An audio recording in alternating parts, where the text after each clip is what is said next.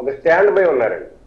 ఉమ్, నిన్న ఒక golden statement ఇచ్చారు. అసలు ఈ దేశంలో ఎవ్వరు కూడా అంత ధైర్యంగా, అంత గుండె ధైర్యంతో ఒక స్టేట్మెంట్ ఇచ్చినటువంటి నాయకులు ఇంతవరకు ఎక్కడ చూడలే. ఉమ్, గతంలో చంద్రబాబు నాయుడు గారు 2014 మనం రాష్ట్రం విడిపోయినప్పుడు ఆయన 2 మాటలు మాట్లాడారు. ఏం మాట్లాడారంటే, ఆంధ్రప్రదేశ్ తెలంగాణ మాకు 2 కళ్ళు, 2 ఆటలు కూడా అని చెప్పేసి మాట్లాడి ఓ కన్నును వదిలిపెట్టేశారు తెలంగాణ. అది ఆంధ్రప్రదేశ్కి తీసుకొచ్చారు.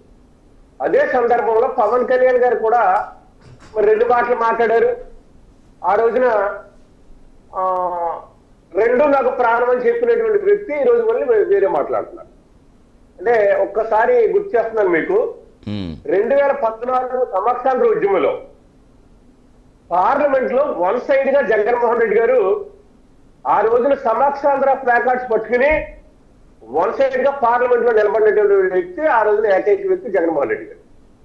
ఇక నిన్న మాట్లాడినటువంటి హేరామో సేవాంధ్రప్రదేశ్, ఉమ్, ఈ రాష్ట్రంలో అసలే ప్రజాస్వామ్యం ఉందా లేదా, అసలే పోలీసు వ్యవస్థ పనిచేస్తుందా లేదా, ఉమ్, అసలు పోలీసు వ్యవస్థ ఏ రకంగా పనిచేస్తుంది అనే దాని మీద సేవ్ ఆంధ్రప్రదేశ్ అంటే ఆంధ్రప్రదేశ్ రక్షించండి.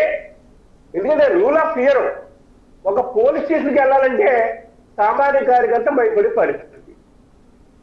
ఒక పోలీస్ ఆఫీసర్ దగ్గరికి వెళ్తే అతను ఏ పార్టీ, తెలుగుదేశమా, జనసేన, బీజేపీయా లేదా వైసీపీయా అనే పరిస్థితికి ఇక్కడ ఉన్నటువంటి పోలీస్ వ్యవస్థ నడుస్తుంది. దాని గురించి జగన్మోహన్ రెడ్డి గారు నిన్న సేవ్ ఆంధ్ర హేరామ్ అంటే మరి పవన్ కళ్యాణ్ గారు ఎంచుకున్నటువంటి సనాతన ధర్మం కానీ లేదా చంద్రబాబు నాయుడు గారు చేస్తున్నటువంటి హేళన గురించి కానీ మరి ఈ రాష్ట్రాన్ని రాముడే రక్షించాలి. ఎందుకంటే ఈ పరిస్థితుల్లో ఈ అత్యాచారాలు ఈ సందర్భంలో ప్రబలమవుతున్న పరిస్థితుల్లో హోంశాఖ చేయవలసినటువంటి క్రమశిక్షణ కానీ తీసుకోవాల్సినటువంటి పరిపాలన కానీ హోంశాఖ చేయట్లేదు. ఎవరి శాఖలు ఎవరు చేస్తారో తెలియట్లేదు ఈ ఆంధ్రప్రదేశ్ లో. ఈ పరిస్థితుల్లో హేరామో సేవ ఆంధ్రప్రదేశ్ తీసుకొస్తున్నారు. ఇకపోతే బాధిగన్ ఫస్ట్ నుంచి జగన్మోహన్ రెడ్డి గారు ఒక స్టాండ్ పై ఉన్నారు. ఎందుకంటే అమరావతి గేటెడ్ కమ్యూనిటీ కింద తయారయ్యింది.